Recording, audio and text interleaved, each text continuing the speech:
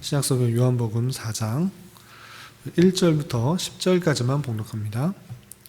신약성경 요한복음 4장 1절부터 10절까지 신약성경 147쪽 전후를 보시면 되겠습니다. 1절부터 10절까지 함께 봉독합니다. 예수께서 제자를 삼고 세례를 베푸시는 것이 요한보다 많다는 말을 바리새인들이 들은 줄을 주께서 아신지라. 예수께서 친히 세례를 베푸신 것이 아니요 제자들이 베푼 것이라. 유대를 떠나사 다시 갈릴리로 가실새 사마리아를 통과하여야 하겠는지라. 사마리아에 있는 수가라 하는 동네에 이르니 야곱이 그 아들 요셉에게 준 땅에 가깝고 거기 또 야곱의 우물이 있더라. 예수께서 길 가시다가 피곤하여 우물 곁에 그대로 앉으시니 때가 6시쯤 되었더라. 사마리아 여자 한 사람이 물을 기르러 왔음에 예수께서 물을 좀 달라 하시니 이는 제자들이 먹을 것을 사러 그 동네에 들어갔음이로라. 사마리아 여자가 이르되 당신은 유대인으로서 어찌하여 사마리아 여자인 나에게 물을 달라 하나이까 하니 이는 유대인이 사마리안과 상종하지 아니함이로라. 예수께서 대답하여 이르시되 내가 만일 하나님의 선물과 또 내게 물 좀 달라 하는 이가 누구인 줄 알았더라면 내가 그에게 구하였을 것이요 그가 생수를 내게 주었으리라. 아멘. 네, 감사합니다. 네, 오늘 말씀 읽기 본문은 요한복음 4장입니다.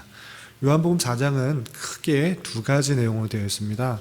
1절부터 42절까지는 사마리아 한 여인과 예수님과의 대화를 통해서 예수님께서 어떠한 분이신지를 드러내는 그런 말씀과 또 43절부터 마지막 53절까지는 왕의 신하의 아들이 죽게 되었는데 예수님께서 말씀하셔서 그 아들이 나음을 얻었다라는 그런 내용으로 되어 있습니다.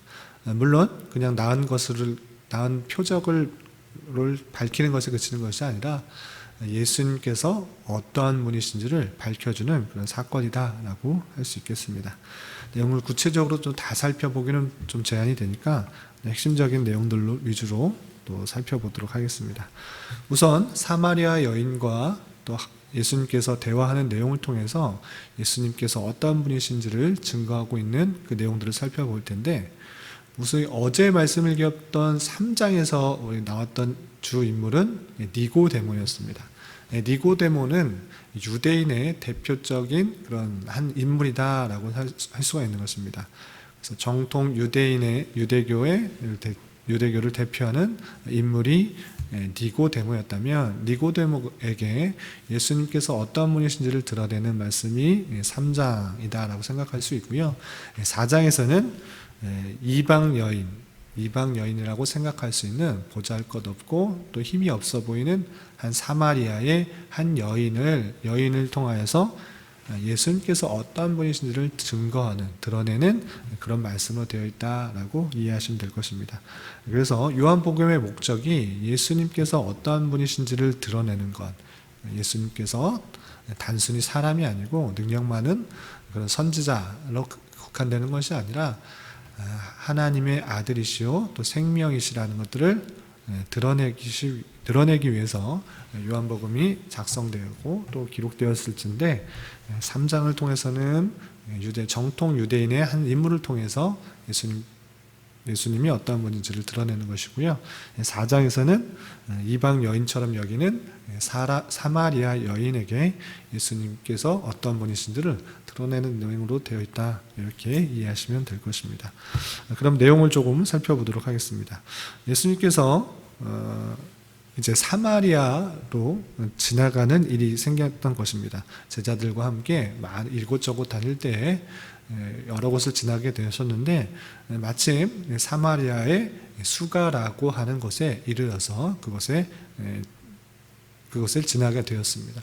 그때 제자들은 또 먹을 것을 구하려 다른 곳으로 갔고 혼자 예수님께서 남게 된 것입니다. 그때 야곱의 우물이 그곳에 있었기 때문에 그곳에서 잠시 머무르고 있는데 한 여인이 등장하게 됩니다. 한 여인은 그곳에 살고 있던 사마리아에 살고 있는 한 여인이었습니다. 그때 예수님께서는 무엇이라 말하는가? 여자여 내게 물을 달라, 이렇게 말씀하고 하셨던 것입니다. 그때 사마리아인에게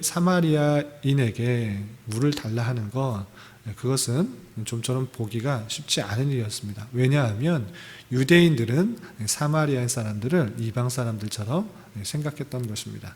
왜냐하면 구약시대에 사마리아 사람들이 아수르에 포로되어 갔을 때 이방 사람들과 혼혈 정책을 통해서 피가 섞였던 것입니다.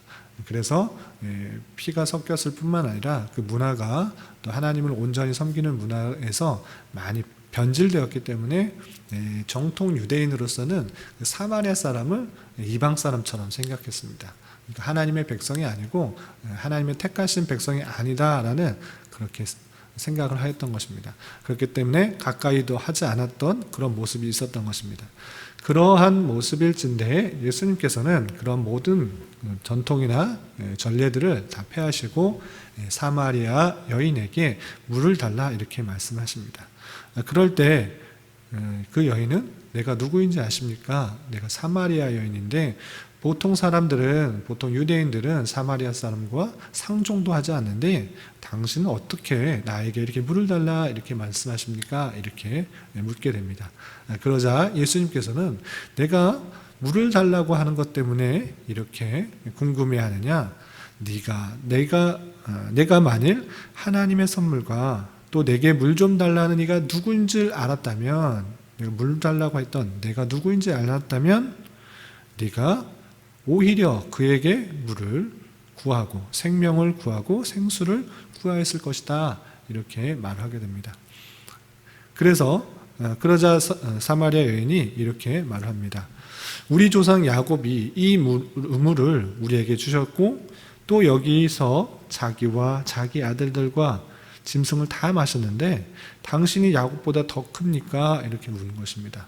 우물 가운데 계속적으로 사람들이 여기서 우물을 먹는데 어떻게 당신이 그렇게 생수를 줄 수 있습니까?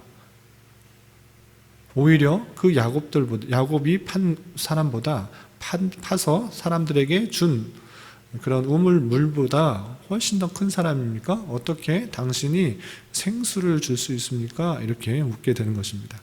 그러자 예수님께서는 그냥 단순히 물을 먹는 그 생수에서 그치는 것이 아니라 참된 영적인 고갈, 영적인 해갈을 말하는 것이다 라고 그 여인에게 일러주는 것입니다. 13절, 14절에 이렇게 예수님께서 그 여인에게 대답을 하고 계십니다. 13절, 14절 읽어보면 이 물을 마시는 자마다 다시 목마르려니와 내가 주는 물을 마시는 자는 영원히 목마르지 아니하리니 내가 주는 물은 그 속에서 영생하도록 솟아나는 샘물이 되리라 라고 말씀하신 것입니다. 단순히 생수를 주겠다, 내가 누구인지 알면 내가 생수를 구할 것이다 라고 이렇게 말을 하자 사마리아 여인은 아니 그렇다면 많은 사람들이 이 야곱의 우물에서 그 물을 길었는데 당신은 그 야곱보다 더 큰 사람입니까? 라고 묻자 단순히 이 물, 그냥 육체의 목마름을 해결하는 그런 물을 말하는 것이 아니라 그런 물은 또 마시면 또다시 목마르겠지만 내가 주는 물, 그 참된 물, 영적인 갈증을 해결해 줄 수 있는 그 물을 먹는 사람은 영생하도록 솟아나는 샘물이 되므로 다시는 영적인 기근, 영적인 갈증이 없게 될 것이다 라고 말씀해 주고 계시는 것입니다. 그러니까 예수님이 누구신가? 단순히 물을 공급해 주는 육체적인 어떤 도움을 해결해 주는 그런 사람으로 그치는 것이 아니라 영적인 갈증, 영적인 목마름을 해결해 줌으로 말미암아 영원한 기쁨과 또 샘솟아나는 생명 가운데 있게 되는 그런 일이 있을 것이다 라는 것들을 사마리아 여인에게 말씀해 주는 것입니다. 이 말씀을 하자 그 여인은 그렇습니까? 그렇다면 그 물을 주십시오. 그러면 내가 목마르지도 않고 물길러 이렇게 우물에 오지 않아도 되지 않습니까? 그물을 내게 주십시오. 이렇게 다소 육체적인 생각을 가지고 예수님께 대답을 하게 됩니다. 그러자 예수님께서는 그 여인에게 뜬금없이 내 남편을 데려오라 이렇게 말씀하십니다. 그러자 여자는 내 남편이 없습니다 라고 둘러댑니다. 그런 모습에 있어서 예수님께서는 다시 그 여인에게 이렇게 말씀하십니다. 내가 남편이 없다고? 그래, 네 말이 맞다. 내게는 남편이 5 있었지만 지금 있는 남편도 내 남편이 아니니까 네가 남편이 없다라고 둘러대는 그 말이 참되다 이렇게 말씀하십니다. 그 여자가 그 이야기를 듣고 깜짝 놀라게 됩니다. 아니 내가 남편이 있는 줄 없는 줄 그리고 5명이나 있었다라는 사실을 어떻게 아는가? 이 사람은 보통 사람이 아니구나. 이 사람은 선지자가 분명하다라고 생각해서 예수님을 선지자라고 생각합니다. 그리고 그렇다면 그 선지자였다면 궁금한 것이 있습니다. 그것이 무엇이냐면 어디서 예배하는 것이 좋습니까? 하나님의 말씀이 무엇입니까? 이곳에서 예배하는 것이 맞습니까? 저곳에서 예배하는 것이 맞습니까? 이렇게 궁금해하는 것입니다. 그 내용이 20절에 이렇게 되어 있습니다. 20절 보면 우리 조상들은 이 산에서 예배하였는데 당신들의 말은 예배할 곳이 예루살렘에 있다 하더이다 라고 묻는 것입니다. 선지자라고 생각한 그런 여인은 이곳 사마리아에 있는 선에서 예배드린 것이 맞는지 아니면 유대인들이 주장하고 있는 예루살렘에서 예배하는 것이 맞는지 그것을 참된 예배의 방법을 묻는 것입니다. 그러자 예수님께서는 아주 유명한 말씀을 하십니다. 그것은 무엇이냐? 아버지께 참되게 예배하는 자들은 영과 진리로 예배할 때가 오나니 곧 이때라 아버지께서는 자기에게 이렇게 예배하는 자들을 찾으시니라. 하나님은 영이시니 예배하는 자가 영과 진리로 예배할지니라 라고 말씀하시는 것입니다. 그러니까 이 산, 사마리아에 있는 이 산에서 예배하는 것이 맞느냐 아니면 예루살렘에서 예배하는 게 맞느냐 장소의 문제가 아니라 하나님께서는 그 장소보다 그 마음을 참되게 하고 그 주님께 나오는 것을 찾으신다라고 하고 있는 것입니다. 하나님께서는 이 장소 어디가 중요한 것이 아니라 하나님께 나아올 때 참으로 찾고 또 진리와 영으로서 예배하는 그것을 찾는 것이고 그게 참된 예배다라고 말씀하고 계시는 것입니다.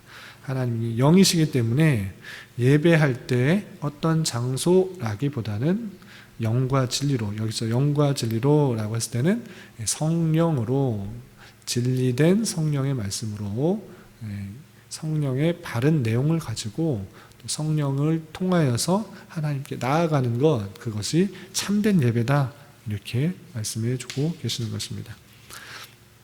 이 말씀을 듣자 여자는 곧바로 이렇게 대답을 하게 됩니다. 여자가 메시아, 당신은 곧 메시아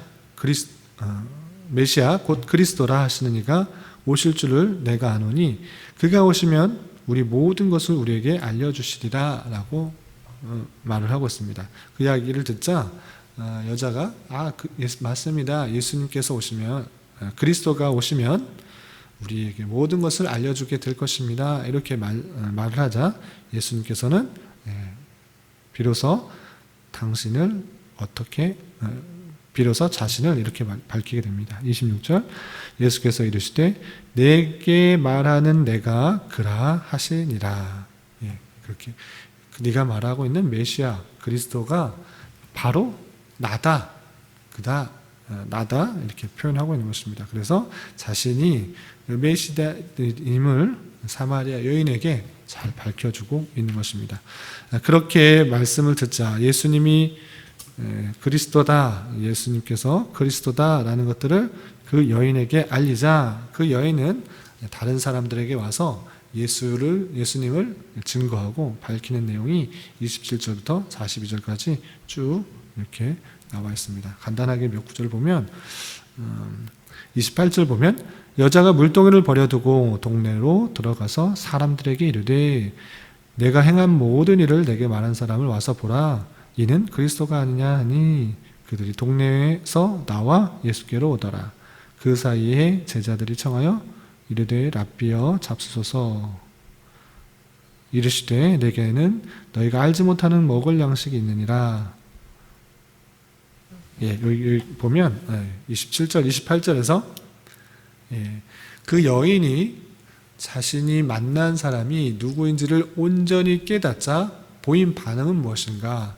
그것을 알고 기뻐하고 감사하는 것에 그치는 것이 아니라 그 내용을 안 자로서 돌아가서 물동이 같이 더 버려두고 너무 그 큰 기쁨, 그리스도를 만난 큰 기쁨으로 인하여서 동네로 들어가서 사람들에게 자신이 만난 사람이 누구인지를 밝히 드러내고 전도하는 그런 모습을 살펴볼 수 있습니다. 내가 만난 그 사람이 이러한 일은 했는데 그 사람이 참으로 그리스도다라고 밝혀주는 것을 볼 수 있습니다.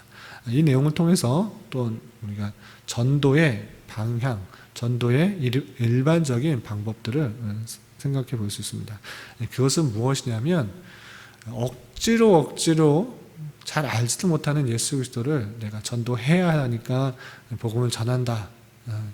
이런 자세가 아니라 내가 하나님이 어떤 분인지 깊게 깨닫고 그 사랑이 얼마나 큰지를 잘 깨닫고 그 기쁨과 은혜의 내용이 얼마나 큰지를 깨닫고 그 풍성한 사랑을 깨닫는 자로서 그 넘치는 사랑, 넘치는 은혜를 가지고 주변 사람에게 전하는 것이 일반적인 바른 전도의 모습이다라고 할 수 있겠습니다.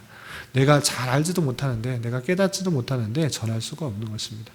내가 하나님의 사랑이 얼마나 큰지, 그 은혜가 얼마나 큰지를 깨달게 되면 자연적으로 내 삶이 변하게 되어 있고 또 주변 만나는 많은 사람들에게 그 변화된 삶을 보여줄 수가 있게 되는 것입니다. 그래서 6월 한 달 선교의 달로 정하여서 복음을 전파하는 사명을 받은 교회의 사명에 대해서 살펴볼 터인데, 내가 먼저 하나님의 사랑을 얼마나 깊이 깨달았는지를 잘 살펴보고 그 은혜의 충만한 가운데 빠짐으로, 경험함으로, 고백함으로 주변 사람들에게 자연적으로 복음을 전파하는 그런 은혜의 달이 되어야 될 것입니다. 이런 말씀을 대하는 자로서 예수님께서 신비한 일들을 행하고 또 죽은 자를 살리시고 또 많은 기적들을 행하시고 여러 표적들을 보이면서 신기하다라고 할 것에 그치는 것이 아니라 예수님께서 왜 이러한 일들을 보이셨는가를 기억하면서 예수님이 정말 그리스도 메시아이며 그분께서 우리를 위해 이 땅에 오셔서 많은 것들을 행하셨고 또 십자가 달려 돌아가심으로 말미암아 우리의 죄가 씻기게 되었다는 사실들을 다시 한번 잘 기억하며 살아가게 될 것입니다. 예수님이 누구인지를 삶을 통하여서, 말씀을 통하여서, 여러 가지 것들을 통하여서 깊이 체험하고 그 사랑을 깨달아 우리 주변 사람들에게 잘 전할 수 있는 저와 여러분이 되시기를 주님의 이름으로 부탁을 드리겠습니다. 기도하겠습니다. 하나님 아버지 감사합니다. 오늘 말씀을 통해서 주님께서 메시아심이 증거되는 계속적인 사건들을 살펴보았습니다. 이런 말씀을 대하는 자로서 우리를 위해 이 땅에 오신 예수 그리스도를 잘 깨닫게 하여 주시고 그 사랑에, 그 은혜에 감사하며 날마다 주님과 동행하며 살기 힘쓰는 자 되게 하여 주시옵소서. 주님, 코로나19 바이러스의 이 지역 내 확산이 계속되고 있습니다. 주님 긍휼히 여겨주시고 이를 통해 교회가 더욱 주님 앞에 회개하며 겸손히 주님의 뜻을 순종하며 살아가기 힘쓸 수 있도록 인도하여 주시옵소서. 또한 이 땅의 위정자들을 붙들어 주시사 참된 자유와 민주와 평화 속에서 이 나라가 온전히 통치되며 남과 북이 복음으로 하나 되는 은혜 또한 허락하여 주시옵소서. 주님, 6월은 선교의 달로 보내려고 합니다. 주님께서 교회에 복음 전파의 사명을 주셨사오니 주님의 사랑을 깊이 깨달아 그 사랑을 주변 사람들에게 전하는 이 사명을 잘 감당하는 교회가 되게 하여 주시옵소서. 특별히 육체의 질병과 연약함으로 병원을 오가는 지체들이 있습니다. 주님을 더욱 찾고 의지하게 하여 주시고 또한 치유하여 주시사 주님의 살아계심과 역사심을 깊이 깨닫는 기회 되게 하여 주시옵소서. 또한 이 모든 것을 통하여서 우리의 기대보다 훨씬 더 선하게 역사하시는 주님을 깊이 경험하게 하여 주시고 우리 모두에게 기쁨과 감사와 찬양이 되게 하여 주시옵소서. 이 시간 각자 간구하는 기도 제목 주님께서 들으시고 가장 선한 것들로 응답하여 주시옵소서. 예수님의 이름으로 기도드리옵나이다. 아멘.